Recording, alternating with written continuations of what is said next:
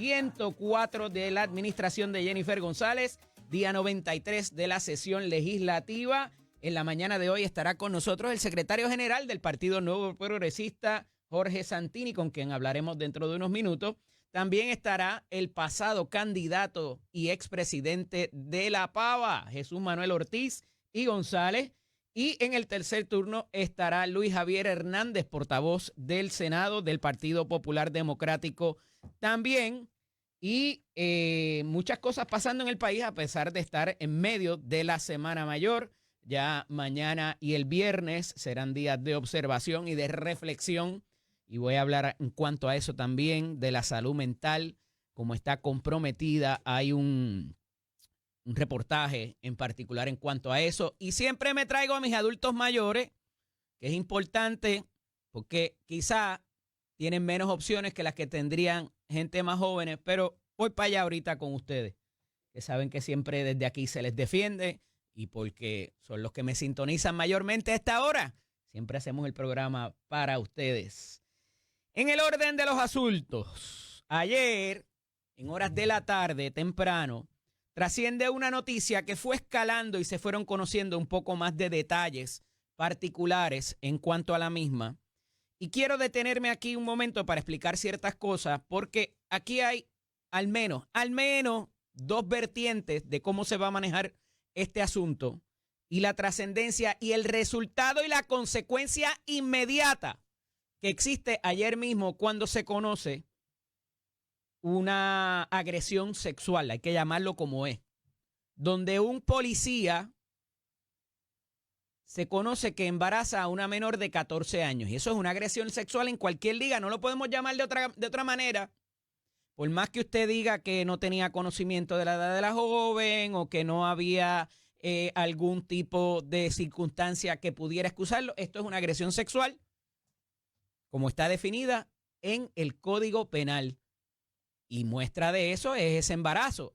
Que hay que pasar prueba a ver si el embarazo es de él y todo lo demás.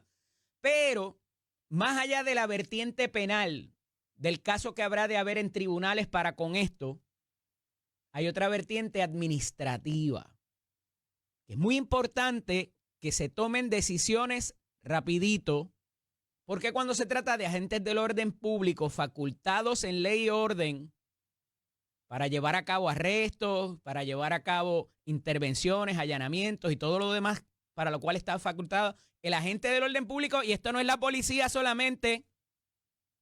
Aquí pudieran entrar hasta los vigilantes del Departamento de Recursos Naturales, que tienen poderes de arresto, figuras federales, todo lo demás. Pero ¿a qué voy? Esta vertiente administrativa, de acuerdo a la jurisprudencia que existe, a los casos que han ocurrido, provee de unas herramientas para el titular de la agencia sobre el cual se siembre duda o ya haya un caso. Provee para varias alternativas para separar a ese funcionario de su trabajo diario y unas medidas cautelares que son de un rango muy amplio, siempre y cuando se lleve a cabo el debido proceso de ley, una notificación adecuada y la oportunidad de defenderse y presentar pruebas de lo que se le acusa. Y hay unas más severas, hay unas más suaves, pero de ordinario se les releva mínimamente de su desempeño diario. Y muchas veces se les desarma también para que no fuese a provocar un daño contra ellos mismos o contra terceras personas. Y hay una medida que es la más extrema, que es la separación total de empleo y sueldo, inclusive antes de que se haya visto el caso en los tribunales, que haya causa probable en esa primera vista de la famosa regla 6, porque se intenta prevenir al resto de la ciudadanía y a ese funcionario también de un daño o consecuencia mayor. Y ayer se toma esa determinación sobre ese ser humano y se le separa del puesto automática y sumariamente. ¿Qué significa eso de sumariamente? Que lo vemos, ese término por ahí a todo lo que da. Es que sin mucha celebración de vista, sin pasar prueba, se le separa de su puesto, terminándolo de su participación en el mismo. No es que se le suspende, no es que se le envía para la casa, no es que sigue cobrando, se le separó inmediatamente por la seriedad y gravedad de lo que se le imputa. Y ciertamente se argumentará de por qué tomar una medida tan extrema cuando todavía faltan unos plazos en la esfera penal. De nuevo, esto es lo administrativo, esto es lo que ocurre en la agencia. Y el comisionado de la policía, Joseph González, ante la seriedad de los eventos, decide separar, terminar la función pública de este funcionario. Y eso pudiera apelarse, pudiera más adelante llevarse a otro procedimiento al cual tiene derecho. Pero por la seriedad y gravedad de estos hechos se le separa al policía y enfrentará en la esfera penal, criminal, los cargos de los cuales se le acusa contra esta menor. Y eso quería explicarlo porque, de nuevo, son dos casos separados y distintos, dos grados de prueba distintos también. Y evidentemente aquí tiene que haber una consecuencia para que no vuelva a pasar. Y para que sepan que hay un titular de esa agencia que está pendiente y no va a permitir que ese tipo de situación le empañe inclusive el entusiasmo de sus tropas, que es importante, y más cuando se trata de un cuerpo cuasi militar, ¿verdad? De rangos que hay que seguir órdenes, hay que seguir unos reglamentos, porque tienen que dar el ejemplo. Y para que mínimamente después se den a respetar y la gente respete la autoridad y el orden, a diferencia quizás del alcalde allá de Las Piedras que hablamos ayer, que ese respeto no comienza él por dar el ejemplo, pero bueno, eso es lo que tenemos en cuanto a ese caso y es importante distinguirlo, destacarlo y el movimiento y consecuencia automática y rápida que toma lo que se llama la autoridad nominadora, secretario, secretaria, director o directora, en este caso comisionado del prontamente desaparecer, a punto de desaparecer, negociado de la policía porque se va a convertir en otra cosa. Y pues evidentemente esto destaca una labor del titular de la agencia que viene en esa mochila con unos recursos adicionales que quizás no tuvieron otros y que va a provocar un tipo de profesionalización de la policía que a algunos les molesta porque está atado a recursos federales. Mire, la realidad es que ya esos task force existían, ya esos equipos, esos comités de trabajo de agentes federales y estatales, que en su mayoría son estatales, pero con recursos federales. Y otra noticia acertada que tiene que ver con la función de Joseph González Falcón, a quien respeto, distingo por la gestión que ha llevado a cabo, no solamente como comisionado de la policía en el tiempo que lleva nombrado y confirmado, es que una propuesta que llevaba dando vueltas hace tiempo y que se había denunciado como un problema mayor dentro del cuerpo de la policía, donde han mermado sus recursos efectivos y hay un problema de reclutamiento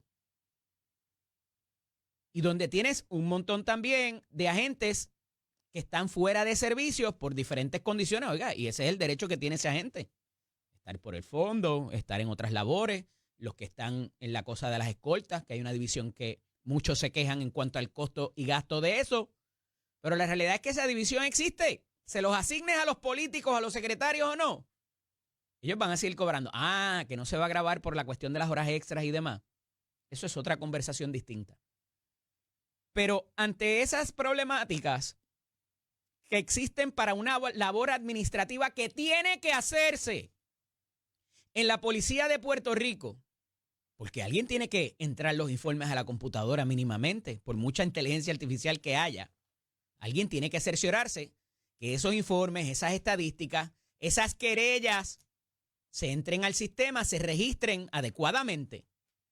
Y para eso, por años, por décadas, ha existido un personal administrativo, que son oficiales de la policía que están armados, que recibieron e invertimos en su preparación y adiestramiento. Y dice, tenemos esa gente en esa oficina, quizás en vez de tenerlos en la calle, haciendo el patrullaje preventivo, dándole apoyo a otros oficiales. Todo eso va al entusiasmo de esas tropas. y que se mantengan vigilantes y haciendo su trabajo, porque después nos quedamos cuando vemos los videos de gente huileando en la motora alrededor de diferentes patrullas, ¿verdad?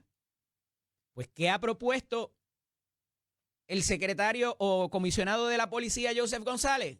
Vamos a traer agentes retirados a hacer esas funciones administrativas. Por ley, no los podemos tener en la calle, corriendo gente, en las patrullas, expuestos a ciertos peligros. Y como se han retirado muchos recientemente y tenemos una fuerza mermada de lo que éramos hace 10, 20 años atrás, pues me parece que es algo que tenemos que contemplar y mínimamente conversarlo, traerlo a la discusión. Porque en efecto, tener agentes adiestrados en los cuales invertimos en una academia, en cómo arrestar, en todo lo que conlleva el trabajo en el field, el trabajo operacional, para después tenerlos en una oficina, pues ciertamente pudiera presentar, ¿verdad?, un problema mínimamente de imagen. Entonces, como van a hacer labores, en su mayoría, que tienen que ver con labor oficinesca, como se llama,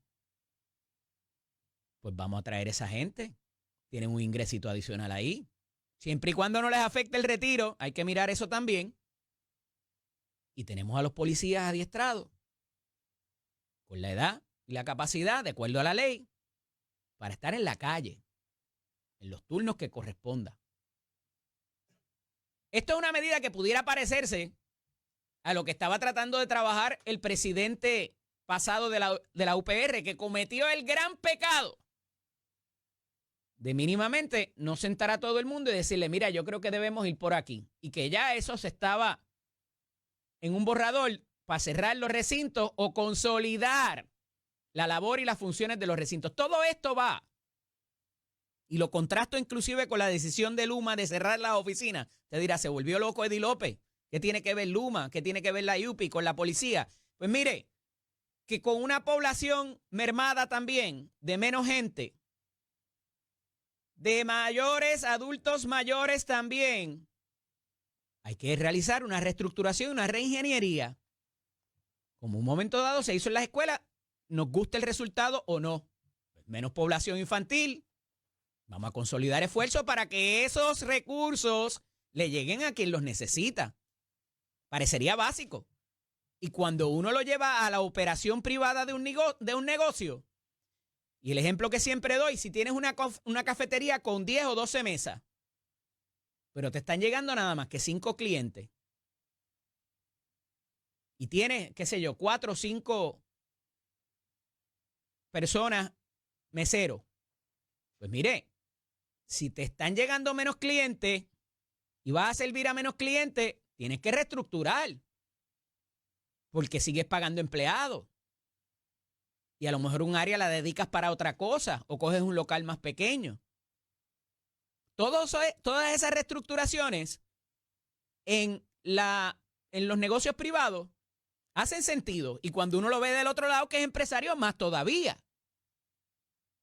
Pero cuando lo llevamos al gobierno, no me toques eso, porque esa es la oficina que yo voy y ahí es que yo acudo y la quiero tener al lado de mi casa. No me hagas caminar 2 calles más. Y no me quites el parking, porque si puedo meto el carro dentro de la oficina y hago la gestión sin bajarme. Entonces, en un momento dado donde todavía estamos en un país en quiebra, con menos población, con unas necesidades básicas que cubrir, se ha demonizado tan siquiera tener esas conversaciones. Porque en un momento dado teníamos este proyecto de no importa cuán remota fuera la localidad, llevarle los servicios básicos. Y eso está bien. Y estuvo bien porque contábamos con unos recursos que ahora no tenemos. O que tenemos que reenfocarlo en otra cosa. Y para eso elegimos gobierno. Para que dentro de su política pública hagan esos mismos servicios esenciales. Más ágiles y que llegue el mayor recurso posible a la población que lo necesita. Para eso se cobran contribuciones. Y para eso hubo 1.2 millones de planillas radicadas, una cifra récord, y 1.278 millones de dólares en reintegros hasta ayer y además de los créditos contributivos que se proveyeron por menores y por trabajo. Y me quiero detener ahí también, porque todo esto está atado a la ingeniería, de donde decidimos invertir los chavitos de nosotros mismos, para poder tener un servicio cuando lo necesitamos. Y me quiero detener sobre la cuestión de los reintegros rápidos y los créditos que se han aprobado, porque eso, si bien es dinero que nosotros mismos pagamos, le cuestan al fisco en tanto y en cuanto no se deja de recibir ese ingreso. Vamos, no es que lo tenían ya y lo pagaron, es que dejan de recibir y eso tiene un costo y un valor. ¿Cuál es el valor o cuál es la ventaja de tener eso?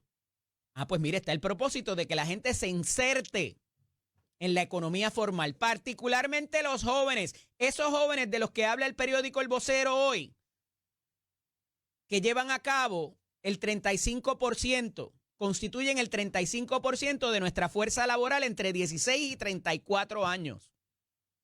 Y esa cultura de trabajo y de insertarse en la economía formal, que es que reporten y no chiveen, es importante para cualquier país y sociedad democrática, porque es parte del contrato social.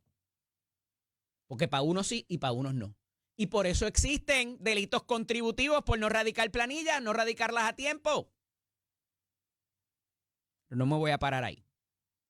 Más allá de esto, ese incentivo de formalizar inclusive las personas que trabajan por cuenta propia y tienen negocio, pues tiene el valor de que al final del día el gobierno te va a dar un crédito por eso.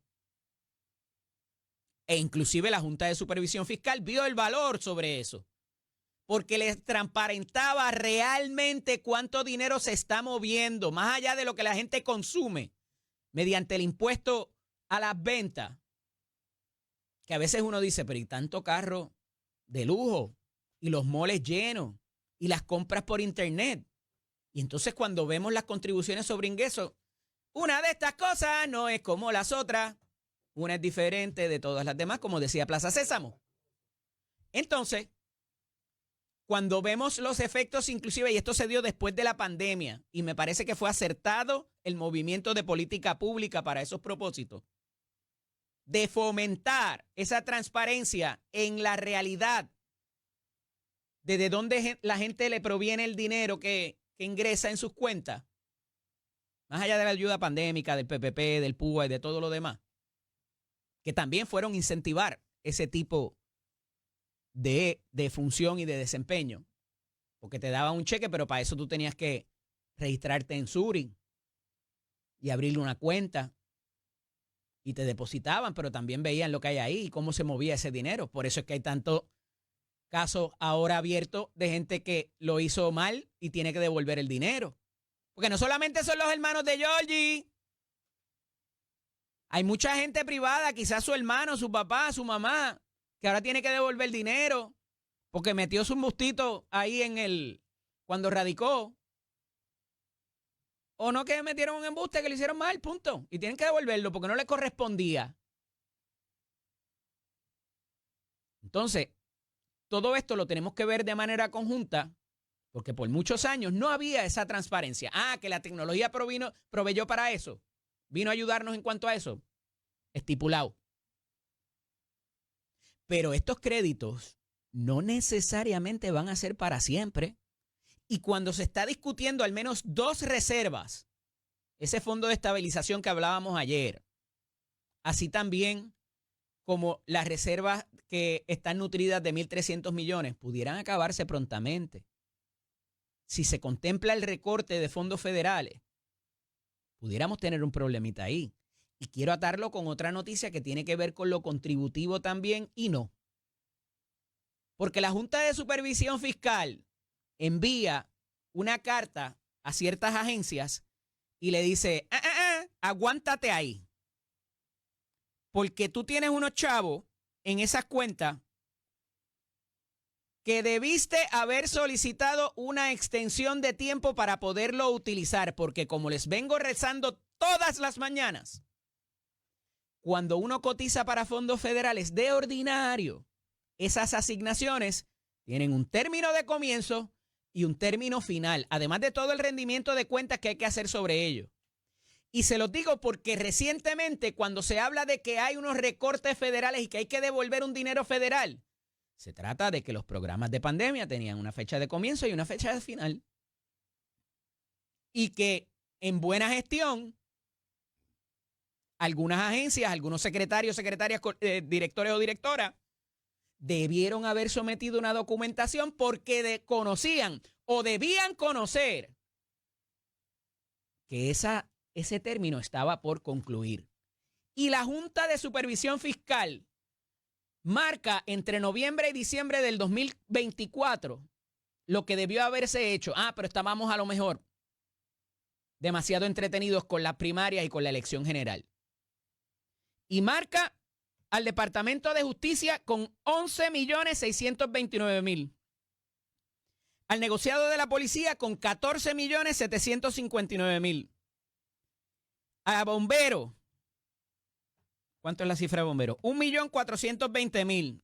Estado, $88.000. Guardia Nacional de Puerto Rico, 4.302.000. Departamento de Salud, 64.000, además de los otros 45 de las ayudas pandémicas. El Departamento del Trabajo, la doña que dijo que podía hacer más con menos, 1.023.000. Recursos naturales y ambientales, 12.022.000. Redondeando la cifra. Que debieron haberse solicitado. No significaba que se la iban a garantizar y que se le iban a dar. Pero en buena gestión de gobierno, esos funcionarios titulares de esas agencias debieron haber solicitado una extensión a ver si me daban break. Pero si ese dinero se pierde y lo señala la Junta de Supervisión Fiscal, y ese dinero puede que inclusive esté en unas cuentas depositados, y le dice a los titulares actuales que no necesariamente tenían que ver, porque esos llegaron ahora, con lo que no se hizo entre noviembre y diciembre del 2024, aguántate ahí. No me utilices ni un chavo de esas cuentas porque te va a meter un problema brutal. Congelados esos fondos. ¿Y qué está garantizando la Junta de Supervisión Fiscal? Y quizás ellos no están para meterse en esto, pero nos están previniendo de un daño mayor. Porque las multas, sindicaturas, el tener que devolver el dinero, el buscarse un problema el titular de la agencia por utilización de dinero que está fuera del término de utilización o desembolso, pudiera conllevar un problema mayor para llegar a otros fondos que pudieran estar por venir. Y les digo que hay mucha oportunidad con eso porque lo que ha prometido la administración de Donald Trump es que va a eliminar toda la capa burocrática para que más recursos lleguen a quien verdaderamente lo necesita. Y yo no necesariamente estoy de acuerdo, y repito esto, con los estilos, el cómo se está haciendo. Pero en principio parecería buena idea. Porque si yo tengo $12 millones para repartir y 7 se me quedan en la capa burocrática de repartirlo, entonces de los 12 me está llegando 5 nada más para el propósito que quería hacer. Definitivamente eso hay que mirarlo. Y eso es lo que ha propuesto Donald Trump. ¿Cómo lo ha estado haciendo? Sin llevarlo a cabo a través de legislación, ahí yo pudiera tener reserva. Pero no nos podemos oponer a la mejor utilización del dinero. Y por más que se critique a la Junta de que nadie votó por ellos, que están ahí, nos gusta la moratoria, siempre se los digo, y hay cosas de promesa que sí nos gustan, hay cosas que no. Pero si algo está advirtiendo la Junta a través de esa orden, mediante una carta a esas agencias, es prevenirnos a un daño mayor de todos, porque van a seguir viniendo otros fondos de otras particularidades. Pues mire, vamos a hacer las cosas bien. Y no nos podemos negar ni enfrentar a hacer las cosas bien y como corresponde, porque el dueño del oro es el que hace las reglas. Esto es Nación Z con el licenciado Eddie López. Estamos estableciendo contacto ya mismo con el secretario general del Partido Nuevo Progresista, el amigo Jorge Santini, para hablar de algunas de las cosas que han pasado durante esta semana. Y me parece súper interesante algo que estamos viendo masificado. Más allá de la marca de los 100 días de Jennifer González y el tipo de conferencia o de actividad que celebró para repasar los logros y el fundraiser y todo lo demás, se toma una página del libro de Pedro Pierluisi Urrutia. ¿Y a qué me refiero? Para la campaña primarista, Pedro Pierluisi mandó a hacer unos folletos a color, bien bonitos, bien vistosos, con un repaso de cada una de las cosas que había logrado. Me parece que un poco tarde, ¿verdad? Lo debió haber hecho quizás con mayor anticipación. Y en cada una de esas fotos o de de los segmentos de ese folleto, había lo que se conoce como un QR code. ¿Qué es eso? La huellita esa extraña que uno le pone la cámara del celular y te lleva a algún sitio. Y te llevaba a las noticias particularmente, que se traía, que había puesto la primera piedra, que se habían entregado títulos de propiedad, vales y todo lo demás. En este caso, Jennifer González, para esto de los 100 días, y pueden abrir cualquier periódico de prensa escrita, y también los digitales, un link para llegar a ese repaso de logro. No es que se lo ponen a usted que no lo va a leer, pero para el que lo quiera leer, entra a ese QR code y le lleva a cada una de las noticias reseñadas para ese repaso de logros. Y eso es importante porque la percepción, como se lo dije a la gobernadora aquí, es de que no necesariamente el gobierno estaba a un paso tan acelerado como quizás se esperaba en comparativa con otras administraciones del PNP. Pero vamos a hablar un poquito de eso porque ya está en la línea telefónica el buen amigo y licenciado Jorge Santini y Padilla. Buenos días, Jorge, bienvenido. Buenos días a los amigos radioyentes y buenos días a ustedes en la emisora. Un placer estar aquí compartiendo unos minutos con ustedes. ¿Ya hicimos desayuno en la mañana de hoy? No todavía, pero ¿estamos en eso? vendrá en su momento. Saludos para Irma y los muchachos.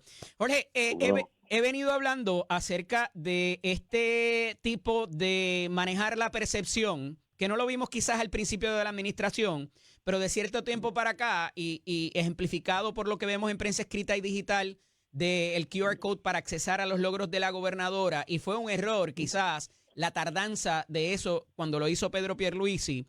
Porque la gente, más allá de ver y de mantenerse pegado a las noticias, a veces hace un tune out y no ve la noticia positiva, quizás ese logro de los vales, de las primeras piedras, de las cosas de desarrollo económico. Y la gobernadora usa una página de ese libro para trabajar y hacer llegar, ¿verdad?, ya tanto a periodistas, analistas como a la población en general, el asunto de todo ese repaso que ella la semana pasada lleva a cabo en la marca de los 100 días.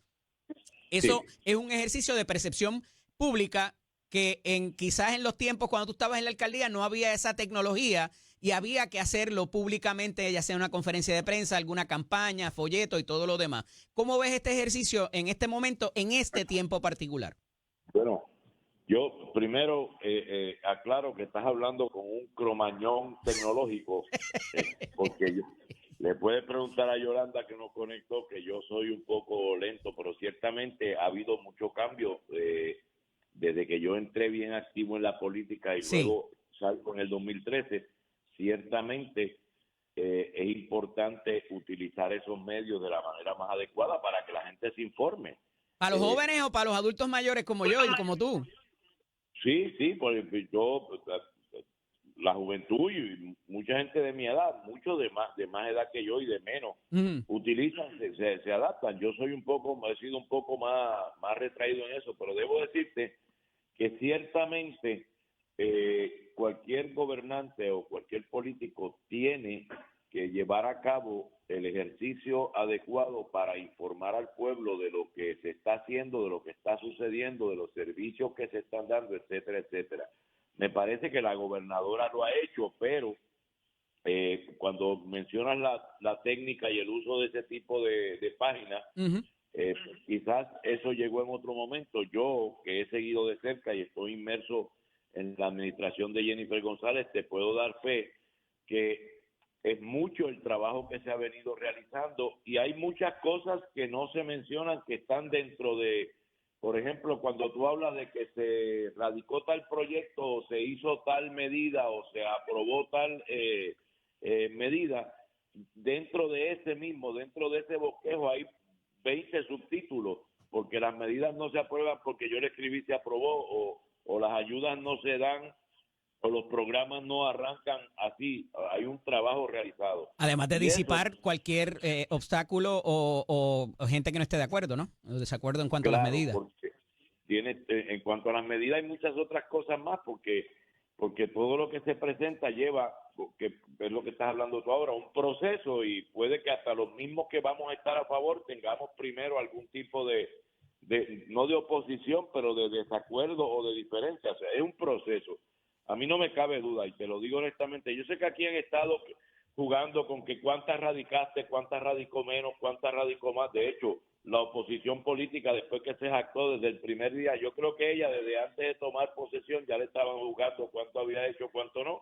La cucaron, cucaron el avispero, y ella logró hacer una presentación a los 99, porque cumplía el otro día, que es impresionante en términos de 60 y tantas medidas y otros asuntos que demuestran que se ha estado trabajando durísimo, que las cosas han estado caminando. Han tratado de proyectar una guerra a muerte con Cámara y Senado, que no la hay. El Senado ha sido exigente en unas cosas y se ha ido cumpliendo con esas cosas, especialmente en cuanto a los nominados, pero hay una gran cantidad de trabajo realizado en el área de salud, en el área de desarrollo económico, en el área de seguridad, en el área de educación. Antier escuchaba yo al secretario hablando de ya la implantación de programas bilingües y de reclutamiento y preparación y adiestramiento de maestros bilingües.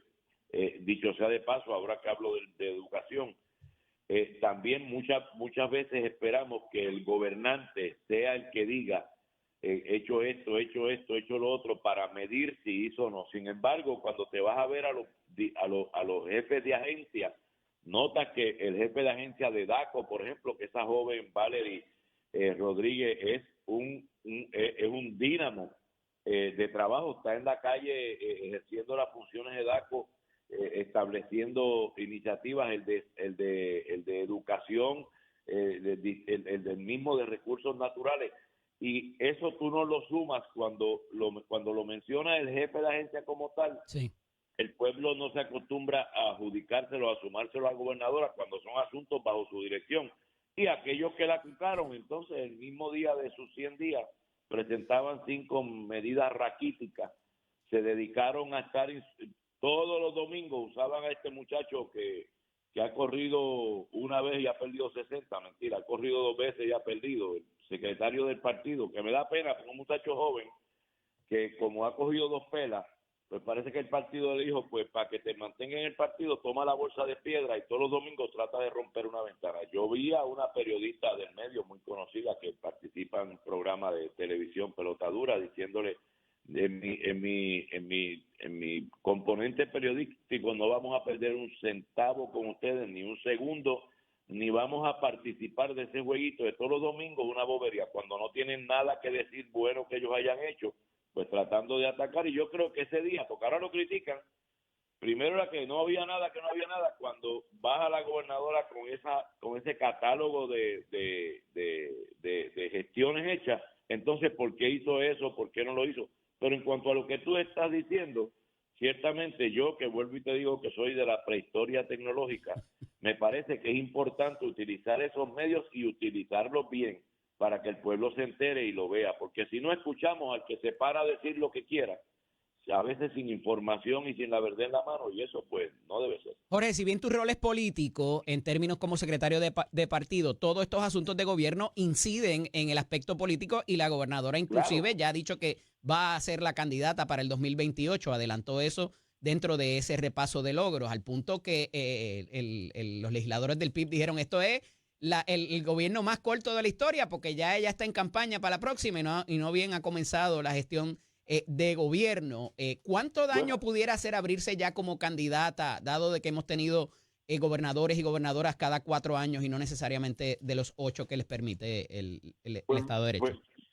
pues mira, por un lado se critica o se menciona o se señala, hay Ujú. gente que lo señala y no lo critica, que ella está dejando ver y manifestando que va para la próxima elecciones a una reelección. A mí no me parece inadecuado. Yo estuve 3 años corridos en la alcaldía de San Juan y la gente sabía desde el primero que yo iba a trabajar para estar en el segundo y del segundo al tercero para poder completar una obra. Yo creo que ella deja claro ver, estamos Jorge, haciendo tengo que pausar, pero cuando regresemos hablamos un poquito más de esto y qué se avecina, porque ha sido un poco parca en decir que viene por ahí. Esto es Nación Z con el licenciado Eddie López, con el secretario general del Partido Nuevo Progresista, Jorge Santini. Jorge, ¿estás por ahí? Por aquí, gracias. Excelente. Mira, te decía que dentro del repaso de logros, la gobernadora ha sido políticamente astuta también, porque tienes que cuidarte dentro de estas circunstancias adversas, y lo hablaba con ella la semana pasada cuando estuvo con nosotros, porque hay muchas cosas que esta administración no controla y que por eso le decía yo a ella que quizás es hasta injusto compararla con una administración de Pedro Pierluisi o de Ricardo Rosselló en su momento, porque veníamos a pesar de que estaba Donald Trump en la presidencia, veníamos de otra administración de otro partido con los problemas que tenía, es decir, el gobernador había decidido no correr, los problemas que tuvo también el buen amigo David Bernier, ¿verdad? Son circunstancias distintas, pero ahora hay una cuestión económica que el gobierno no controla, la Junta de Supervisión Fiscal, el asunto energético, y las promesas fueron grandes en campaña, no podemos tampoco tapar el cielo con la mano, pero a esos efectos provee para unos retos adicionales que, si bien levanta los logros, no necesariamente dice, pues mira, para acá es que vamos. Ella sí dice, aquí es que quiero estar, pero no asegura nada tampoco en términos de los próximos 100 días, los próximos 6 meses, el próximo año. ¿Cómo ves esa parte? Pero mira, ciertamente aquí hay una situación económica que no la había, como tú muy correctamente dices, hace unos gobiernos atrás. Pierluisi la tuvo, ¿verdad? Y es el asunto de la Junta. Ella está muy clara a los efectos de que tiene que hacer los movimientos que sean necesarios para poner el país a producir y con eso poderle presentar a la Junta, presentar al gobierno, presentar a la ley promesa a la situación apta para salir de la Junta. Bueno, y no es que eso sea cáscara de coco, Jorge, pero me preocupa más la incertidumbre en cuanto a recortes que pudieran venir de programas federales como de salud y de otro tipo de necesidad esencial. Obviamente, para eso, pues se tienen que seguir tomando medidas. Aquí, aunque ha habido, ¿verdad? Por ejemplo, el comisionado residente, si podemos llamarlo así, del Partido Popular, ha estado hablando de que dónde está el plan para los recortes, y han querido ser mucho más hirientes en ese aspecto, y hay muchas cosas que no van a sufrir recortes. Trump lo aclaró hace un tiempo y su administración lo aclaró con respecto a unos fondos directos que vienen. Habrá otros fondos que se reduzcan y que se puedan suspender. Pues hay que seguir trabajando para que Puerto Rico pueda mantener en cada agencia los programas principales trabajando, como es en vivienda, en el área de salud.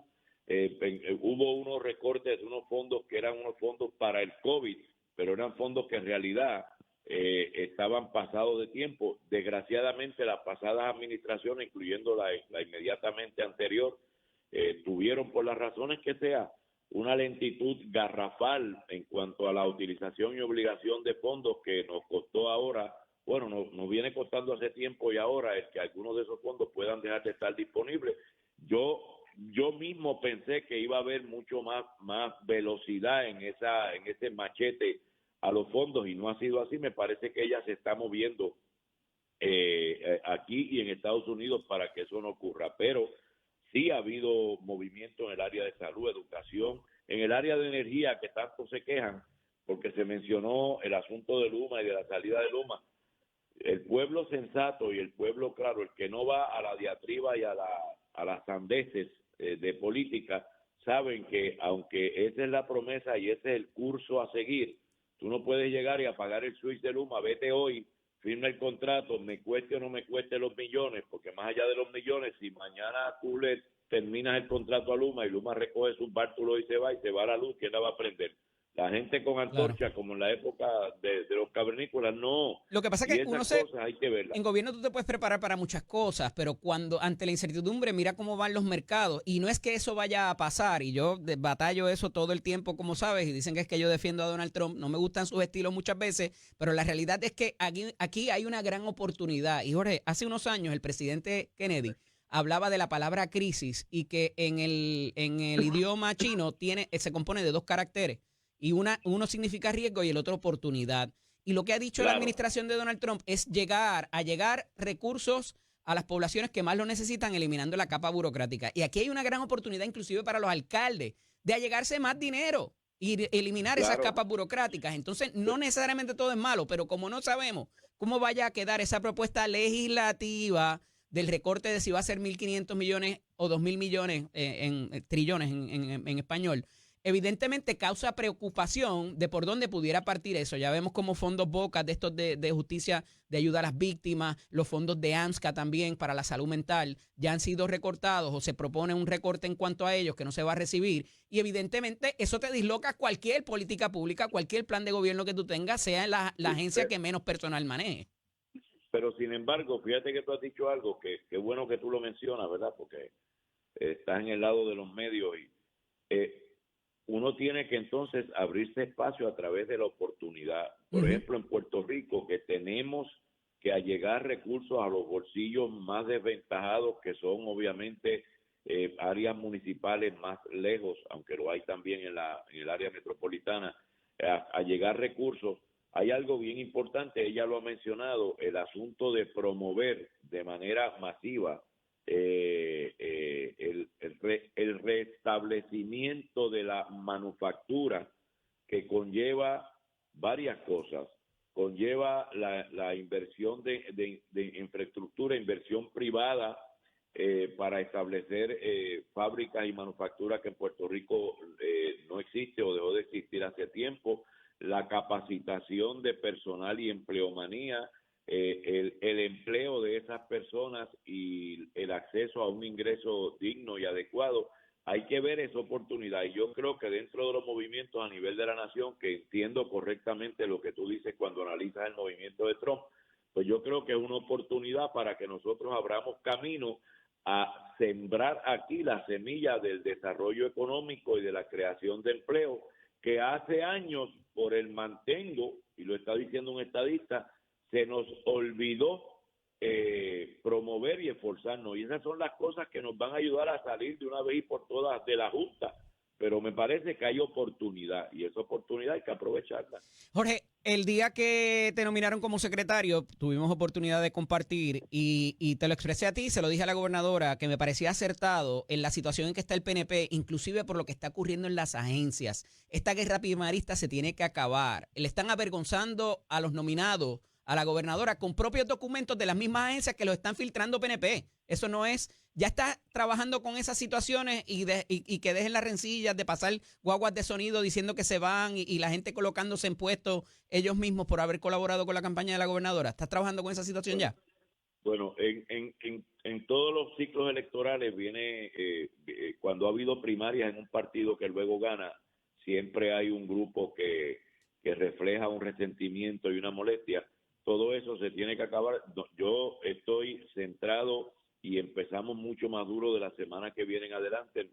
Me he estado documentando con toda la información de los grupos de las organizaciones afiliadas al partido, de servidores públicos, de mujeres progresistas, de juventud y demás, de los alcaldes electos, de los presidentes y presidentes electos, con la idea de empezar a celebrar reuniones. De hecho, he tenido varias reuniones con Aníbal Vega Borges, que se está moviendo durísimo desde la comisión para atajar este asunto y poder poner cada equipo electoral de cada precinto y de cada municipio al día, porque eso no debe detenerse y no puedes esperar al último momento. No, claro, trabajar con las inscripciones, trabajar con aquellos casos en que se sabe que ha habido transacciones ilegales o falsas con respecto a las personas que se mudan y se transfieren, y transferencias que no son correctas, para limpiar los registros electorales. Pero en el partido estamos trabajando. Jennifer González prometió que iba a lograr una sede para el partido. Estamos trabajando con eso, para la organización y reorganización del partido, a nivel de que podamos levantar mediante maratones, radiomaratones y otras medidas en los fondos para comprar una sede permanente. Pero sí, uno nota un grado de resentimiento, pero va bajando. Sucede con los que pierden en las primarias cuando gana el mismo partido de los que perdieron en la primaria, y sucede con los que llegan, que a veces llegan con una hiperactividad emocional que los coloca a decir, te vas tú, me voy yo. Jorge, te voy a dar tres instancias básicas. Te voy a adelantar el trabajo, hermano. Departamento de Educación, Departamento de Corrección y el Departamento de Hacienda. 3 rockstars en esas dependencias liderando los futuros de esas agencias. Y les están haciendo la vida imposible por la guerra primarista en esas 3. Te adelanté el trabajo ahí, ya tienes asignación. Esas 3 agencias, corrección, educación y hacienda. Esos problemas están atrasando los trabajos que quieren hacer esos secretarios. Vamos. Pues mira, con propio y personal conocimiento te estoy hablando. Uno ha escuchado con respecto a esas agencias y otras, pero lo importante, y aprovechando esta ocasión, ahora que estamos en una entrevista que yo sé que mucha gente escucha, yo estoy disponible en el partido y fuera del partido. Aquellas personas que entiendan que una conducta de este tipo o similar se pueda estar llevando a cabo, y por lo normal que podamos pensar que eso suela suceder, el secretario general del Partido No Progresista, este servidor que habla, está disponible para coger una llamada telefónica, como reunirse personalmente. Y para sentarlos allí, si alguien tiene las pepitas y el coraje para hacerlo, es su señoría. Eso lo he dicho desde el primer día que te nombraron. No por decirte viejo, pero eres el elder, el senior, que la gente tiene que respetar políticamente porque hiciste lo que hiciste en un momento también con su adversidad y lo lograste. Así que tienen que escuchar minimamente de lo que te dice para que no te pase como Carlos Vizcarrondo le pasó en Ponce con el Partido Popular, que voy a hablar de eso ahorita, pero a ti yo sé que no te va a pasar eso. Lo reconozco desde el día 1. Mira, hay algo bien importante, y además uno cuenta con la confianza de la gobernadora. Así y es. yo tengo que hacer esa parte del trabajo para que ella gobierne. Cuando yo corrí para alcalde de San Juan, tuve una primaria brutal con un político durísimo, presidente del Senado, con todos los chavos del mundo y con el apoyo de la maquinaria completa. Y prevaleciste. Rookie. Y prevalecí, obviamente, prevalecí en esa primaria. Me traiciona el tiempo. Agradecidísimo de que estuvieras con nosotros. Háblate con Miki López de una vez, by the way, con el alcalde de Las Piedras. Un abrazo. Pues lo llamamos, pero nada, lo que se hizo en aquel momento, que yo pude reunir a las huestes y tenerlos alineados conmigo por 3 cuatrenios, es lo que vamos a hacer ahora con los que puedan estar por ahí, pero que sigan el trabajo de la gobernadora. Gracias, Jorge. Que informen, que van a ver que hay trabajo de más. Muchas abrazo. Gracias a ti. Esto es NCZ con el licenciado Hilo Pedra. Y se encuentra con nosotros el expresidente y candidato a la gobernación por el Partido Popular Democrático, Jesús Manuel Ortiz y González, alias Junito. Buenos días, bienvenido. Buenos días a ti, Eddie. Buenos días a la gente que nos ve en Telemundo y que nos escucha en Nación Z. Qué bueno estar aquí otro miércoles contigo. Bueno, que regreses para acá porque se nos quedaron algunos eventos, pero siempre hay cosas de qué hablar. Sin duda, y que tienen que ver con el PPD, el asunto de las planillas de Pablo José, que no las iban a publicar, pero ahora sí las publicaron, en respuesta quizás a lo que hizo la gobernadora, que se decía que había pedido prórroga, pero no la pidió, y ahí hubo una pifia ahí dejaron caer la bola, El secretario dejó caer la bola. Admitido, ¿verdad? Por él mismo, el licenciado Irán Torres Montalvo, que está con nosotros los viernes. Pero mira, muchas cosas pasando, más allá del asunto de los fondos federales y de otro cúmulo de cosas. Y recientemente, voy a empezar por lo legal, porque aquí siempre tenemos la esquinita legal de Eddie López, y se anuncia que hay una reclamación judicial por la muerte de Ivette Joan Meléndez. Los familiares de esta demandan al gobierno por $41 millones. Y ayer hablé de un montón de cosas, inclusive de la inmunidad del Estado y hasta dónde pudiera ser extensiva, licenciado. Sí. Y que más allá de eso, sí, trasciende otra noticia que no sé cuán importante o relevante puede ser, tú me dirás, que los cabilderos de ese ente correccional, de la firma de Physician Correction, que por lo menos perception-wise, la percepción es de que fue negligente en sus procesos, a pesar de que niegan que hayan tenido algún tipo de negligencia y que hasta les sorprende que los hayan demandado en su carácter personal y como entidad. La firma Politank, que era expropiedad quizás del secretario de la Gobernación, es quien los representa en algún momento dado, y que la percepción es que por eso es que no le han quitado ni le han cancelado el contrato, a pesar de que la gobernadora lo prometió en la campaña. Bueno. ¿Por dónde agarramos esa? Bueno, bien conectados están. O sea, y eso no lo digo yo, lo ha tirado por ahí el presidente del Senado. A los dos partidos. Lo ha tirado por ahí, sí, me refiero a que, y no lo digo por eso, donarle a un candidato no es ilegal siempre y cuando se haga bajo los parámetros legales y se cumpla con todas las disposiciones. Obviamente, la firma Politank va a ser, vamos a escuchar de esa firma por estos 4 años por lo menos, porque de hecho el propio presidente del Senado hace referencia a esa firma en tira varias, como decimos por ahí, varias pullitas cada vez que se acuerda. Y evidentemente... Y ahí está uno de sus hijos políticos.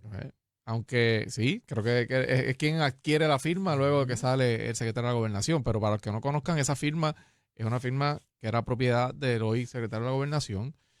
Se dice, la información que sale es que una vez gana Jennifer González, vende la firma para entonces ocuparse de la posición que lo nominaron luego. Pero siempre queda, Eddie, siempre queda la duda de si quienes estén contratando los servicios de esa empresa van a tener una conexión particular o un acceso particular, ¿verdad? Con este caso con la Fortaleza, por el hecho de que el secretario de la Gobernación, que no es cualquier secretario, es el secretario, es el director de AFAF, es la persona que da las autorizaciones de las contrataciones. Fiscal y asesoría financiera. Correcto. Tengo una pelea con los acrónimos. Sí, ¿no te gustan? No, porque es que no todo el mundo los maneja todo el tiempo y entonces tú le hablas de AFAF, de ASEM, de lo que sea. Sí, nadie sabe, tú sabes. Sí, tienes razón. Yo creo que AFAF es quizás de los más conocidos. ¿Tú crees? Yo pienso que, porque no hay muchos igual. Ahora, vete a Familia, ADCEF, ADFAM, ahí hay varias, hay 4 o 5, acuden, asume, lo conocen, eso lo conocen. Mira, pero volviendo al tema, ciertamente quien contrate esta firma va a tener al menos una percepción de acceso más grande que otro. Sí. Yo no sé si al final será realidad o no, pero de que está ahí, ¿verdad? Y este caso va a ser interesante. Yo creo que esta es una demanda que se veía venir, era evidente que iba a ocurrir. No escuché tu planteamiento sobre la inmunidad del Estado, pero tengo que admitirte que fue uno de los primeros cuestionamientos que me hice una vez vi la noticia, ¿verdad? Es una demanda de $41 millones. Yo creo que sin entrar en los méritos de lo que va a ser el caso, evidentemente ahí hay una actuación terriblemente evidente. En el cuatrienio pasado se planteó incrementar los límites de 75 y 150 mil. Yo no sé si eso pasó y se aprobó finalmente. Actualmente lo es. Ese día en la comisión de gobierno no llegó a pasar. Pero eso pasó, me parece que... 75 mil por una actuación y si es sí, múltiples víctimas son 150. Mi recuerdo es que sí, eso no pasó por mi comisión. Pero yo pienso que ya eso... Y se extiende a agentes del Estado también, como en el caso de la impericia médica en el centro médico. Y tienes dos, tienes el límite de 75 y el límite de 150. Pero eso es algo que quizás en su momento haya que seguir revisando, ¿no? Hay que revisarlo porque ya a estas alturas del juego me parece que es meritorio hacerlo. Claro, por ahí está la Junta, por ahí está promesa todavía, ¿verdad? Que ya se culminaron todos esos acuerdos. Esa es otra, que si en su día se obtuviese una sentencia con un monto, también la Junta pudiera revisarlo, como pasó en el caso de Educación Especial recientemente. Así es. Fíjate, lo he visto en el marco, he estado muy pendiente en estos días a lo que está pasando en la República Dominicana con el caso del Jet Set. Y trasciende una noticia que renuncia un funcionario de gobierno para defender al empresario. Imagínate. Y traigo el paralelismo de estos dos sucesos porque se argumenta y ya hay una percepción de negligencia tanto en el empresario dueño de la discoteca allá en la República Dominicana como de estos physician correctional, ¿verdad? De la entidad que da servicios correccionales. Y un poco se impactó esto por lo que pasó en el Senado, las vistas que se llevaron a cabo, la presentación de testimonio diverso. Pero al final del día, Jesús, esto va a haber que ir a la corte. No hay que demostrarlo. Y mediante prueba testimonial o documentos que entren en evidencia, porque no siempre todo lo que se sabe entra a la materia de los juzgados. Una cosa es la responsabilidad que le quieran imputar a la compañía. Otra cosa es la responsabilidad que tiene el Estado, ¿verdad? Y ahí va a haber son dos campos distintos, ¿verdad? Ahora, en ese caso, entrará cada cual con su defensa a defender ¿verdad? Su finca, claro, de lo que ocurrió ahí, pero sin duda alguna alguien, eso se verá. ¿Cuánto incide la discusión pública? ¿Cuánto incide? Yo creo que incide mucho. En lo que se va a aprobar en el tribunal después. Sin duda. Los jueces leen periódicos. Claro, o sea, ¿quién cree que un juez o una jueza de camino a su trabajo no escucha o no vio toda la publicidad que se le dio a este caso el año pasado? Que fue mucha. Fue bastante. De la campaña. O sea, eso fue un tema de campaña prácticamente. Así que, y esto por ser un caso civil, por los feminicidios, por lo que estaba pasando en las cárceles, por lo increíble de la historia, por la contratación gubernamental, por los donativos a las campañas. La historia parecía, ¿verdad? Una película en términos de cómo una persona burla el sistema, se hace pasar por tener una lesión que no tenía y termina de manera trágica. De hecho, ayer discutía que me percaté, leyendo los diferentes reportajes, la jueza que impone los 4 millones después de la muerte de Iber Joan, ¿verdad? Ya él estando escarcelado, es India Irizarry Casiano, la actual presidenta alterna. La confirmaron como presidenta alterna. Yo dije cuando la confirmaron que a mí me han hablado muy bien de ella. No la conozco personalmente, pero siempre me hablaron muy bien de ella, de su desempeño como jueza. Así que pues, ese es uno de los casos que vio. Pero al final, Eddie, este va a ser un caso bien interesante donde no basta con la discusión pública de que la gente piense que alguien cometió negligencia aquí. Tiene que haber pruebas, tienen que pasar pruebas, tienen que demostrar quién fue el negligente y muchos otros temas que se van a ver allí. Así que yo anticipo que este va a ser un caso bastante comentado, largo. Porque van a aplazar eso para tratar de quitar el furor público. Sí, ahí van a venir peritos de parte y parte, y ahí van a venir autenticación de distintos tipos de pruebas. O sea, va a ser un caso bien interesante, pero creo que sí va a ser un caso bastante largo. ¿Pudiera haber consideraciones criminales o penales? Bueno, podría salir de ahí algo. Porque mínimamente lo que yo he visto, ¿verdad? Estos delitos por negligencia son, me parece que el término prescriptivo son 5 años también, que no, ¿verdad? Todavía queda bastante, pero si se prueba o se sale de ahí algún caso o alguna situación de una instancia de negligencia criminal, porque en el marco criminal sí hay actuaciones negligentes que pueden ser procesadas. O personas que fueron quizás... O intencional, ¿verdad? Porque podría comenzar como un caso civil y de repente se pasan pruebas y de ahí sale algún elemento adicional que a lo mejor no conocemos hoy.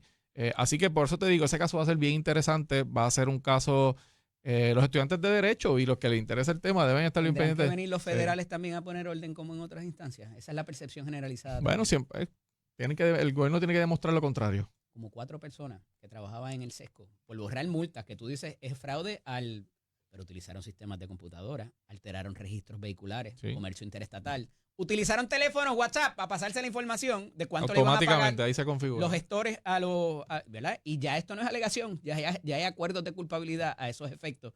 Y de nuevo, la percepción es que los federales son allí donde hay consecuencias inmediatas. Es que ha sido así por mucho tiempo. Y yo creo que el Departamento de Justicia del Gobierno de Puerto Rico, esa mala fama que tienen en términos de la incapacidad de procesar casos o la inefectividad de hacerlo, pues ha sido responsabilidad del propio gobierno, claro, hay que decir. Pero ¿dónde está el problema? Porque la mayoría de esos task force, de esos oficiales que investigan en la esfera federal son estatales. Bueno, yo creo que está arriba, está en la cúpula, ha estado en la cúpula. Entonces es el andamiaje jurídico, quizás. Bueno, algunas de las partes podrían tener que ver con el andamiaje jurídico, por ejemplo. ¿Le amarra las manos a los federales y a los jueces? Los federales tienen herramientas de investigación que no tienen los estatales, eso es una realidad. Pero que la lleva a cabo son estatales, es mi punto. Pero bajo el marco del andamiaje jurídico. Federal.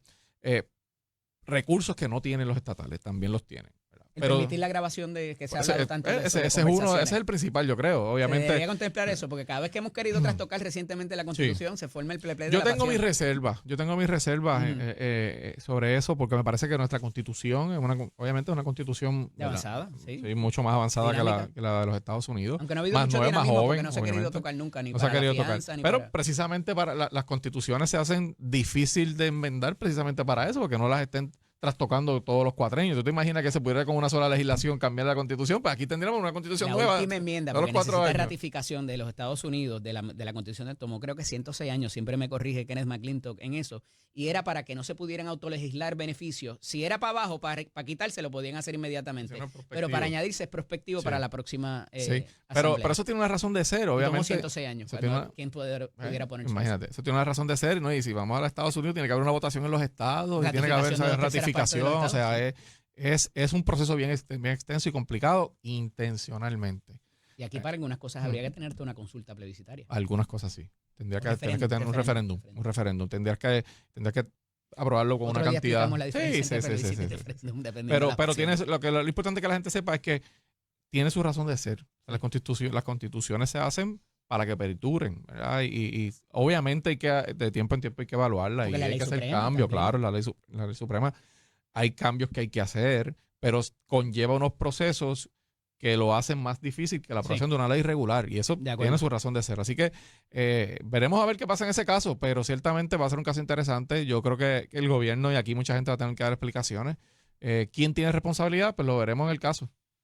Yo creo que una de esas figuras va a ser Ana Escobar, la ex titular de la corrección, ¿verdad?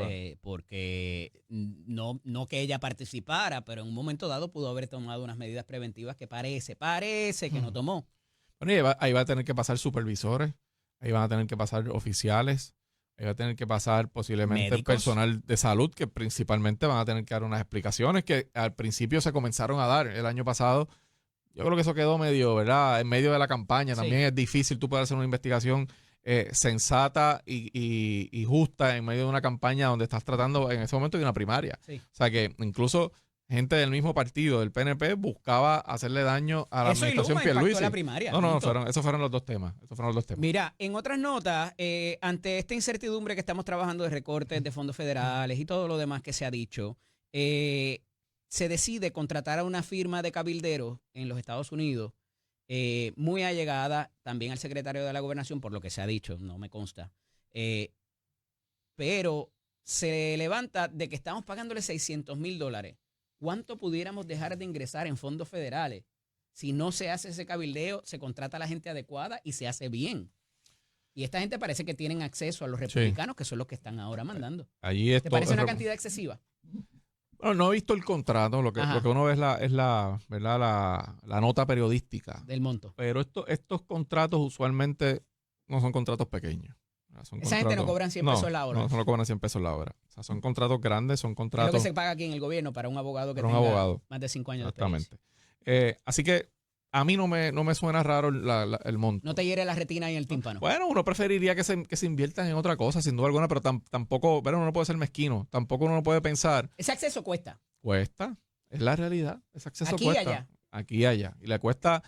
lo saben no solamente las agencias gubernamentales, los entes privados que van y buscan... Digo, no estamos hablando de donativos ilegales. No, es una contratación que está ahí, hay un contrato, ¿verdad? ¿Quién te toca la puerta? ¿Quién te llama? ¿Que te contesten? Sí. Esos son conexiones y relaciones que se establecen. Y es válido. Vamos a hablar en plata aquí. Porque es que se demoniza, ¿verdad? Claro. Es válido. Cuando se trata de asuntos de estatus. Claro, de hecho tiene hasta una ramificación constitucional, ¿verdad? El tema de tu poder, libertad de expresión. ¿Verdad? Expresarte en los asuntos que te interesan a ti, y puede ser un cabildero para una empresa totalmente antipática de esto, ¿verdad? Los colmillos, como plantean, como puede haber personas que hacen ejercicios de cabildeo para organizaciones sin fines de lucro, tabaco, para otro tipo, claro, petróleo. Esos son los que la gente dice no deberían existir, lo feo. Pero hay gente que hace el ejercicio de cabildeo para otras organizaciones que tienen, ¿verdad?, labores comunitarias, etcétera. Así que es un ejercicio que yo creo que es positivo que la gente pueda tener ese acceso, claro. Porque yo quiero que me escuchen dentro de lo que yo entiendo que es mi argumento y quién me va a escuchar. No es cualquiera en la plaza pública, es el decision maker. El que está ahí para presentar enmiendas, para radicar proyectos, para votar. Y la gente que tiene acceso más directo a esos decision makers, pues cobran. Porque ha sido que trabajaron con ellos, ha sido que han tenido otro tipo de relación, ¿verdad? Lo que hay que ver es luego analizar los contratos y ver si hay una duplicidad de contratos, si hay una contratación excesiva de firmas, porque a veces se dividen en 3 y 4. Sí. Y vemos en la nota como 4, ¿verdad? Pero, ¿y si cabildean para asuntos de gobierno, pero también para favorecer la estadidad? Pues mira, yo tengo un problema, ¿verdad? Porque a mí me parece que el tema, aunque sí es política pública del gobierno, yo estoy en desacuerdo ¿verdad?, con que se utilicen fondos para eso en el momento histórico en el que estamos. Pero ha pasado en administraciones del Partido Popular Democrático también. Pues claro que ha pasado. Claro, los cabilderos del Partido Popular han sido más efectivos que lo que han contratado los estadistas. Bueno, yo creo que a veces hasta los mismos estadistas han sido más efectivos cabildeando a favor del Estado Libre Asociado que los cabilderos claro, porque a veces las actuaciones que a veces incurren históricamente nos han alejado más de la estadidad. Esa es una realidad. O sea, cuando tú vas allí, te voy a dar un ejemplo. Cuando tú haces un plebiscito, sacas de la papeleta un gran sector de la población, sacando el ELA de la papeleta.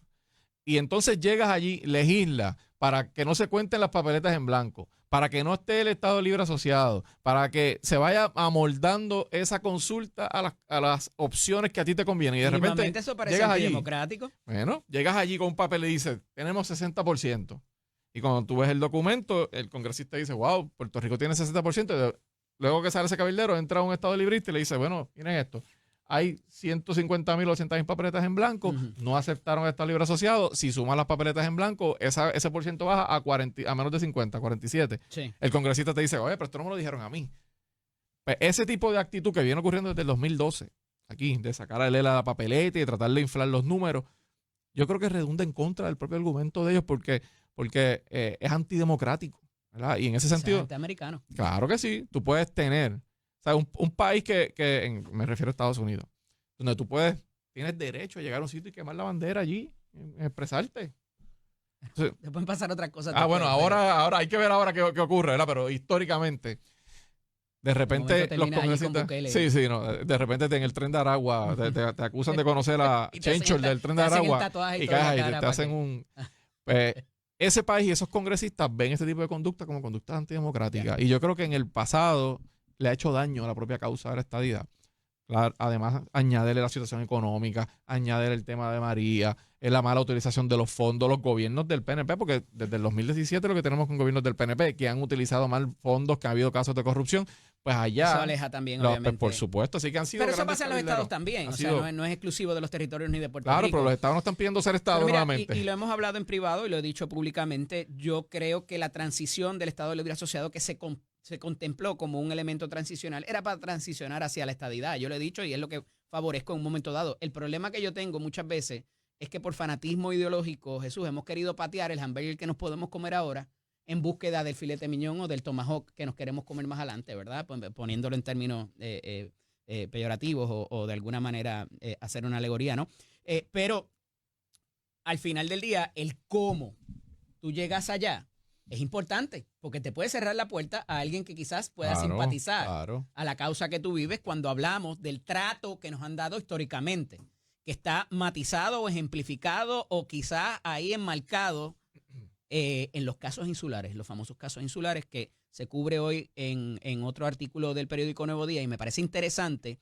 Muchos de estos casos que son de los años 1800 y principios de los 1900 tienen que ver con cómo se trataba la política arancelaria, los arbitrios y lo que se le cobraba a Puerto Rico y lo que no, y los distancia quizás del tratamiento, muchos dicen injustamente. Muchos dicen que es racista. De Puerto Rico, porque ciertamente decían, no, esta gente son distintos. Y ahí un poco es de donde viene la cosa es ¿verdad?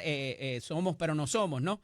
Y a esos efectos, el eliminar esos casos, hay escuelas de pensamiento que dicen anularlos mediante otro dictamen de la Corte Suprema, que tendría que venir un caso también, y llegar hasta el Supremo. No es que ellos dicen esto tendría que llegar hasta el Supremo. Sino que se levantan hoy con ganas de y en eso estaba trabajando el juez El Pi. En ese activismo, además de lo extensamente que escribió en cuanto a eso, el juez El Pi, que ahora está en el circuito de apelaciones en Boston, él entendía que la mejor manera era ejemplificar y avergonzar casi políticamente el que esos casos todavía existieran. Pero está la otra escuela de pensamiento que dice, no, los podemos eliminar mañana. Las políticas federales fiscales son las que son, las controla el Congreso y el Congreso va a seguir teniendo. Inclusive el dominio político del futuro político de Puerto Rico y otros territorios. Bueno, eso es una discusión bien profunda. Y por eso el SCI aplica en Islas Vírgenes y aquí no. Eso va a ser una discusión bien profunda si en algún momento, como tú dices, se da. Obviamente esto no es de la noche a la mañana, esto no se levanta los jueces del Supremo a decir, fíjate, quiero hablar hoy de los casos insulares, tiene que haber un caso, tiene que llegar al Supremo. En ese sentido. Bueno, yo creo que tiene que haber una discusión profunda sobre el tema. Yo creo que todo el mundo sabe que dentro del Partido Popular hay distintas vertientes de hacia dónde el Estado Libre Asociado debe crecer. Dentro o fuera de la cláusula. Yo creo que hay algunos que piensan... Al final lo decidirá el Congreso. Mira, hay algunos que piensan, Eddie, hay algunos que piensan que debe ser fuera de la cláusula territorial. Hay otros que establecen que debe ser fuera de los poderes plenarios del Congreso, pero no necesariamente fuera de la cláusula territorial, ¿verdad? ¿Por qué? Porque hay gente que piensa, y míralo de esta manera. ¿Cuál es la diferencia? Yo he tenido estas conversaciones con gente que le apasiona mucho el tema, y hay quienes piensan que estar dentro de la cláusula territorial ciertamente te da unas limitaciones, pero también permite un trato distinto en otros temas. Por ejemplo, en que no pagas contribuciones. Porque no, ¿verdad? No eres un estado, eres un territorio, no pagas contribuciones federales. Y hay quien dice, yo puedo mirar esto desde una esquina positiva. Como viene el famoso informe ese de Alejandro Javier García Padilla, que él habla de una de las gente el profesor. Ajá. Así que incluso en ese tema. Correcto, que me parece que en aquel momento, 2014, creo que era, sobrepasaban los $5,000 millones, lo que costaría. E ingresos adicionales. Que se vayan a eliminar lo que tenemos ahora. No, eso serían en impuestos adicionales, exacto. Serían impuestos federales, más entonces ahí viene la segunda decisión. ¿Qué haces con los impuestos locales para que opere el gobierno? O reduces el gobierno dramáticamente porque tienes que reducirle los impuestos a la gente, o tienes que subirle los impuestos de aquí también y vas a estar pagando dos. Así que eso es un tema complejo. Pero al final yo creo que esta discusión al igual que lo vemos aquí, va a ser interesantísimo cuál es el análisis o cuál sería el análisis de un Tribunal Supremo en términos de los territorios que no solamente incluiría Puerto Rico, ¿verdad? Así que en ese sentido, esa es una discusión. Eliminar los casos insulares, cancelarlos, ¿verdad? O revocarlos, como se llama, ¿nos ayudaría en un proceso de autodeterminación, a tu juicio? Bueno, eso yo tendría que estudiarlo bien, ¿verdad? Yo creo, ¿verdad? No te quiero tirar de la baqueta aquí, pero hay distintas teorías. Hay quien plantea que sí y hay quien plantea que nos pone en una peor situación. Pero yo creo que lo que no podemos hacer es tirar de la baqueta. Yo creo que nosotros tenemos las posibilidades de mejorar el Estado Libre Asociado y hay unos elementos que debemos buscar que se den, ¿verdad?, para esa conversación. De la misma forma que los estadistas tendrían que sentarse a la mesa a negociar temas sobre la estadidad, porque la gente piensa, pues la estadidad es sencilla, somos Estado. Bueno, somos Estado, pero ¿cuál es el periodo, o sea, cuál es el tema con los impuestos federales? ¿Cómo sería esa transición? ¿Cuál es el periodo de transición de ser un territorio incorporado a ser un Estado? ¿Cuánto va a demorar eso? Hay elementos de negociación en esa mesa. Igualmente los independentistas, si algún día negocian la independencia, tienen que negociar cuál es el periodo de transición para dejar de ser lo que somos hoy, Estado Libre Asociado, para convertirnos en una república. Son 10 años, son 20 años. ¿Qué pasa con los fondos federales? ¿Qué pasa con la ciudadanía de la gente? ¿Qué pasa con todos los que de alguna manera quieran impulsar un cambio de estatus, tienen que sentarse a negociar asuntos, y el Partido Popular y los que queremos estar asociados no somos la excepción. Gracias por tu tiempo. La mañana de hoy hablaremos la próxima semana, Dios mediante. Jesús Manuel Ortiz y González, agradecido que estuvieras con nosotros. Cuando regresemos hablamos con el portavoz del Senado de la minoría del Partido Popular a preguntarle de esto también, porque él es abogado. Y a ver si radicó, al amigo Luis Javier Hernández. La planilla o pediste prórroga, Javi, a ver qué nos tiene que decir. Esto es Nación Z con el licenciado Eddie López. Y como les prometí, en este tercer turno está con nosotros el portavoz del Senado del Partido Popular, Luis Javier Hernández. Buenos días, Javi, bienvenido. Buenos días, hermanito. Saludos y muchas bendiciones para ti y para todos los que te escuchan siempre. Amén, en esta semana mayor, ciertamente. Mira, estaba hablando aquí con Jesús Manuel. ¿Ya rendiste la planilla o pediste prórroga? Como otra gente. Lo que pasa es que nosotros no tenemos nébula, nosotros la radicamos y ya, como todos los años. No hay como nébula. hemos hecho siempre. ¿Qué nébula es esa? Pues, bueno, lo que ha habido durante todo este tiempo, desde la secretaria de la Gobernación, que ahora mismo es gobernadora interina, que no radicó sus planillas por 2 años, y creo que dicen que supuestamente son 3 años. O sea, ya veremos la semana que viene en la continuación de este capítulo de esta novela que se llama Macondo. Porque tenemos ahora de gobernador interina a alguien que no radicó sus planillas. Y ayer fuera dolorosa, ¿verdad? Pues pero Luis Javier Hernández cumplió con su responsabilidad. Por supuesto. De hecho, si no hubiera cumplido, no hubiera podido correr ni tan siquiera para Cobito en el servicio público. No hubiera podido ser alcalde. No, pero esas fueron las anteriores, la de ahora, la de ahora de este año. No, pero vuelvo y te digo, si no hubiera presentado mis planillas toda mi vida, no hubiera podido aspirar a ningún puesto electivo en el país. Claro, en ese sentido, la gobernadora publica la de ella y se había dicho que Pablo José no iba a dar detalles de la de él, pero parece que cuando vio que la gobernadora sí lo dio, entonces cambiaron de parecer luego del comunicado y presentaron la información. Eso dice el periódico Metro hoy. Sí, pero yo hablé con Pablo y él le corrigió la información porque él dijo que había radicado la planilla. Okay. Exacto, pero después entonces le dijo al periódico la información completa porque el que no tiene hecha no tiene sospecha. No, en efecto, pero pues se proveyó finalmente cuánto fue el reintegro y todo lo demás, ¿verdad? De ambos casos. Y evidentemente esto es un ejercicio de transparencia, licenciado. Nadie se puede negar a eso. Yo tengo mi teoría de que el secretario de Asuntos Públicos realmente le dijo al país la verdad. Sí. La gobernadora iba a radicar una prórroga, pero como vio la vorágine de comentarios negativos que habían, aparte de que lo dijo cuando se fue de vacaciones otra vez, yo no sé. O sea, que no le compres el argumento de que él se refería o entendió que se refería al informe de ética, que para ese sí se pidió prórroga hasta el 2 de mayo. Para nada. Lo que pasa es que cayó como un balde de agua fría a los puertorriqueños que están cansados de este gobierno que nada hace, que no hay una sola legislación importante, trascendental para mover la economía del país, y que obviamente pues le duele que el gobernador en su primer término, en lugar de estar trabajando, que es lo que han hecho y han acostumbrado todos los gobernantes, pues la gobernadora ha estado más fuera de Puerto Rico que en Puerto Rico. En el día número 110 de esta administración, que sería el próximo miércoles 23 de abril, habrá una tercera comisión total para un tercer nominado de la gobernadora en 110 días en ese momento. Y entiende su señoría, se dilucidaría esta nébula que, como usted lo detalla o destaca, que existe en cuanto a las finanzas del matrimonio Domenech Ferrajoli. Bueno, por lo menos lo intentaremos en el tiempo que se nos provee, porque la gente piensa que las comisiones totales son más oportunidades para las minorías, y es todo lo contrario, es más oportunidades para las mayorías, porque ellos tienen quizás 19, para reivindicar a esos funcionarios. Ya hemos visto que en otras ocasiones se ha utilizado para rehabilitar al testigo, como decimos los abogados, con libretos ya prefabricados para hacerle las preguntas puntuales. De hecho, no sé si viste las vistas públicas en la Cámara, gran parte de las preguntas que hicieron los representantes del PNP ya estaban prácticamente montadas para minimizar el tema de las planillas. Pero en este caso hay unos ingredientes adicionales, como los escritos realizados por Tomás Rivera Chats, particularmente que si bien le votó a favor a Víctor Ramos y le votó a favor a Waldemar Quiles, hizo sus advertencias, pero aquí ha sido un poco más incisivo y ha dicho que son ¿verdad? Versiones chuecas en cuanto a por qué no se erradicaron las planillas particularmente, y eso lo ha dicho en sus redes sociales, Eddie, el presidente del Senado. Admisión de parte, relevo de prueba. O sea, la Secretaría de Estado admitió que no radicó sus planillas, punto. Eso no es un delito, licenciado.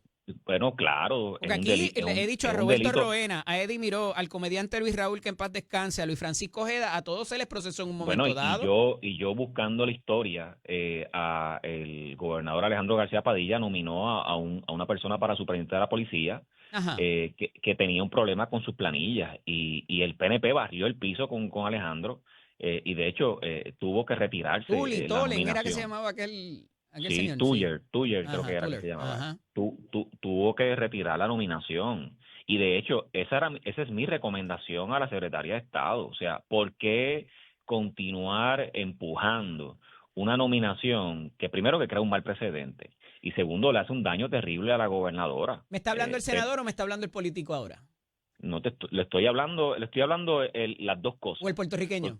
El puertorriqueño, la gente está molesta y se siente indignada de tener de tantos resúmenes. Si la gobernadora dijo que tenía 7,000 personas en los resúmenes, si dijo en su campaña que iba a tener a las mejores personas allí en las posiciones, pues ¿por qué los colaboradores de ella? Estos fueron quien le hizo la plataforma de gobierno, que la redactó y todo eso, ha dicho ella. Eddie, pues que nos digan la verdad y no nos doblen la píldora. Ella va a poner ahí a quien le da la gana. No importa si haya cumplido con la ley y haya cumplido con los requisitos, punto, pues que lo diga. Al final del día, ¿la van a confirmar?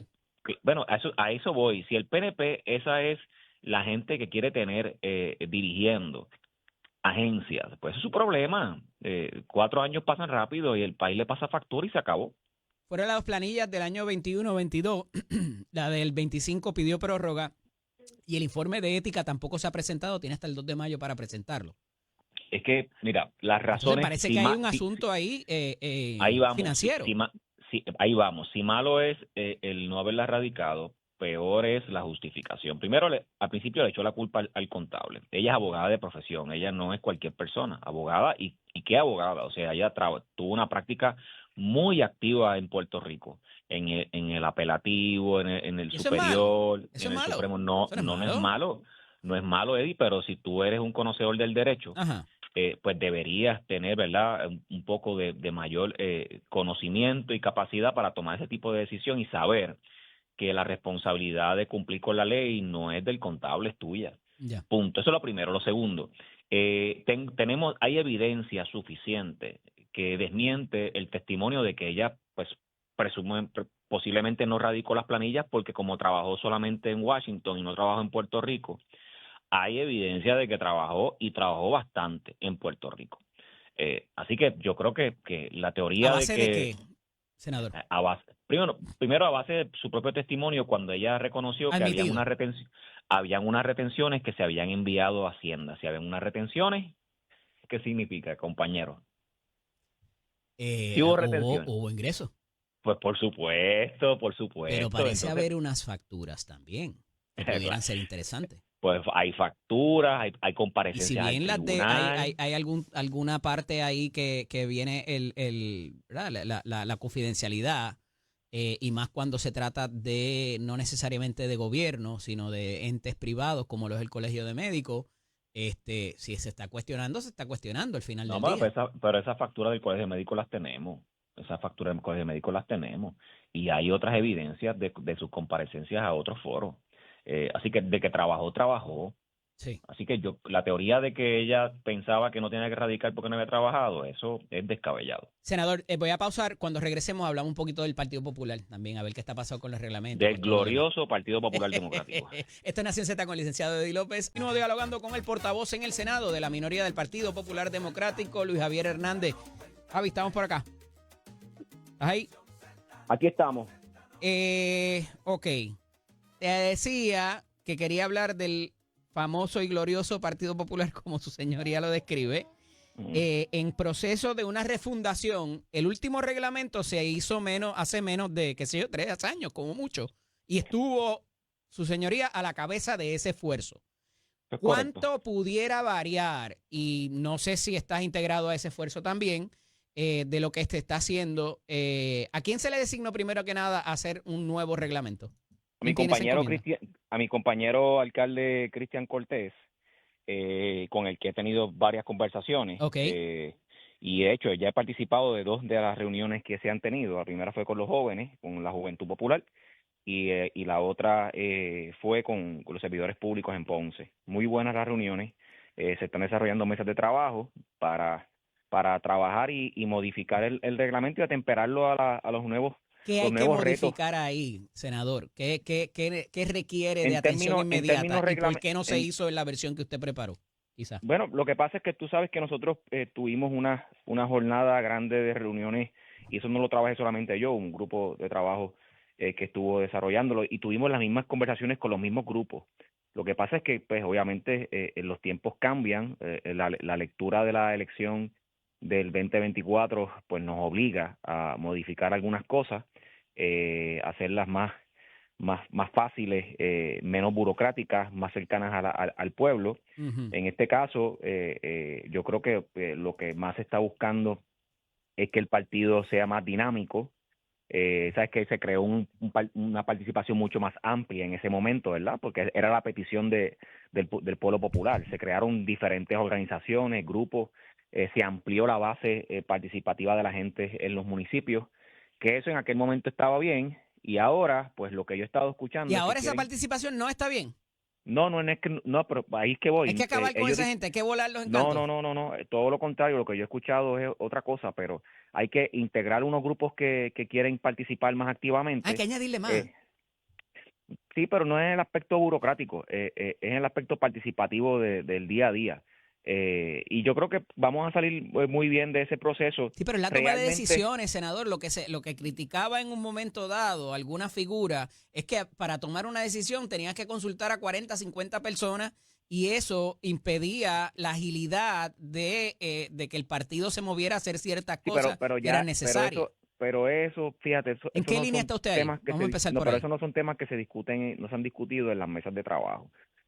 Porque el reglamento provee para el mecanismo de... ¿Pero con quién la va a discutir? ¿Con quien quiere volar de esos organismos? Hello. Pues posiblemente, a lo mejor esa discusión la tenga el ingeniero Cristian Cortés con un grupo más cercano. Uh-huh. Ahora los diálogos que se están teniendo con el pueblo popular, y básicamente es más el concepto del Partido Popular Democrático de cara al 2028, en términos del concepto, ¿verdad? Yo creo que ese es el diálogo que yo he visto que se ha centrado la conversación. ¿Cómo podemos hacer que el Partido Popular Democrático sea el instrumento de la causa de todos los puertorriqueños para poder ganar las elecciones del 2028? Porque eso es lo que queremos. Al fin del camino, es importante que el partido tenga una estructura organizacional más rápida, y todas esas cosas van a ocurrir. Pero al final del camino lo más importante es que ganemos las elecciones, y para eso tenemos que procurar ser esa causa o ese instrumento que el país vea como una alternativa. Y se necesitan votos, y se necesita entusiasmar a la gente. ¿Y con qué los vas a entusiasmar? ¿Con la causa ideológica? ¿Van a definir por fin cuál es el ELA que va a haber? Si va a ser dentro o fuera de la cláusula territorial, por ejemplo. Eso puede ser uno de los diálogos, pero realmente no ha sido el más trascendental. Sí lo va a ser, o sea, Uh-huh. La discusión de la alternativa ideológica y la definición es importante, ¿Y por qué eso es importante ahora, si eso los divide?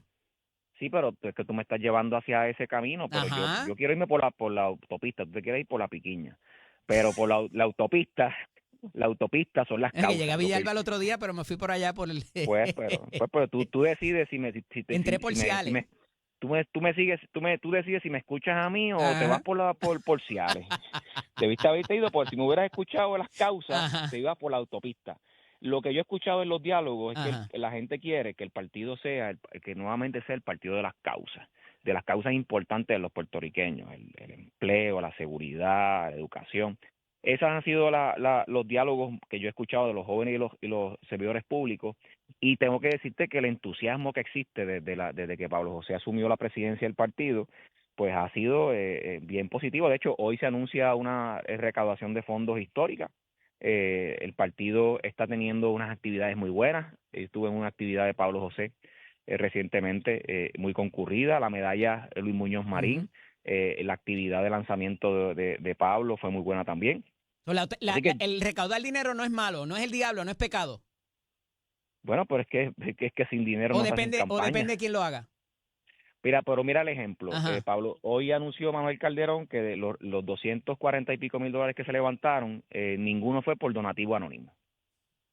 O sea, eso te demuestra, ¿verdad?, que hay transparencia en el proceso. De otros periodos. Sí, de otros periodos y de otros partidos. Me traiciona el tiempo, pero siempre agradecido del tiempo con usted. Tengo que ir a comerme una buena carne frita con ñame allá prontamente. Bueno, pues cuando tú gustes. Le aviso con tiempo. Un abrazo. Un abrazo, hermano. Feliz semana, cómo no. El portavoz del Senado del Partido Popular, Luis Javier Hernández, hablando de algunos de los asuntos y evidentemente de lo que va a ser el futuro del Partido Popular Democrático. Cuando regresemos de la pausa, vengo con mi editorial. Y se recoge hoy en un artículo de prensa el asunto de lo comprometida que está la salud mental y las situaciones que llevan inclusive a personas a tomar la decisión última, que todos saben lo que es, y que eso no ocurre de un día para otro. Y le he especificado esto porque lo estamos viendo en poblaciones jóvenes, lo estamos viendo en la niñez, lo estamos viendo en los adultos mayores también, y pudiéramos hacer más por tener las conversaciones que a veces son incómodas, pero que deberíamos tener con nuestros hijos, con nuestros padres, con nuestros familiares, con nuestros compañeros de trabajo inclusive, porque esas banderas de esa toma de decisión tan extrema no se da de un día para otro y demuestran síntomas de los cuales tenemos que estar pendientes. Y hasta ahí, todo cool, pudiera parecerle aleccionador, pero en estos momentos, en esta semana de reflexión, no solamente para acercarnos al que está allá arriba y al que nos ayuda y al que siempre estamos teniendo las conversaciones, sino ayudar a nuestro prójimo y tener esas conversaciones mínimamente. Y se los he dicho consistentemente para con los adultos mayores. Una conversación con los adultos mayores, para ellos a veces les hace el día, la semana, el mes o el año que usted pueda tener. Y hay mucha información que los medios de prensa, los periódicos, los libros no la va a tener disponible, que usted va a tener con un viejo que lo vivió y lo sufrió en carne propia. ¿Y a qué voy con esto? Los medios de comunicación, los analistas, los periodistas, tenemos mucha responsabilidad ahí. Y los titulistas también de los medios, que a veces ponen un titular que no es lo que recoge la noticia. Y hay dos efectos. La gente hace un tune out y apaga y no quiere escuchar más nada, o les compromete la salud mental y las reacciones y la dinámica con sus seres queridos, con sus compañeros de trabajo, se vuelve nefasta y peligrosa. Esto es Nación Z con el licenciado Eddie López.